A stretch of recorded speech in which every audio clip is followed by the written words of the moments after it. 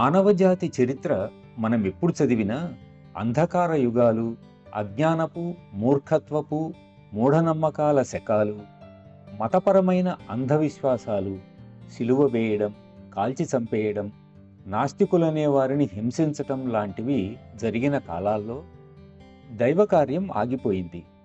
ఆ కార్యాన్ని ఆపుచేయగలిగింది మన అవరోధమే. మానవజాతి చరిత్రలో అటువంటి దుర్దశ తిరిగి మళ్ళీ మళ్ళీ రాకుండా ఉండటానికి మనమంతా కృషి చేయాలి. అది మన బాధ్యత. ఆధ్యాత్మికతా కార్యక్రమం కొనసాగటానికి ఏర్పాట్లు చేయబడ్డాయి.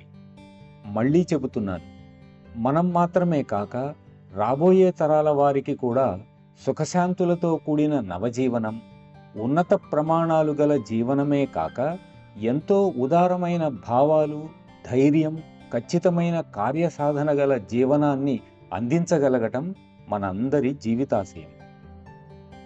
నా గురుదేవులు లాలాజీ, బాబూజీ గారు మనకు అప్పగించిన బాధ్యత ఇది. ఆ జీవితాశయం సఫలమైనప్పుడు పరిపూర్ణత సిద్ధిస్తుంది. మన కృషి మన పిల్లలకు, మనుమలకు, వారి పిల్లలకు, వారి సంతతికి చక్కటి భవిష్యత్తును కల్పిస్తుంది. ధన్యవాదాలు.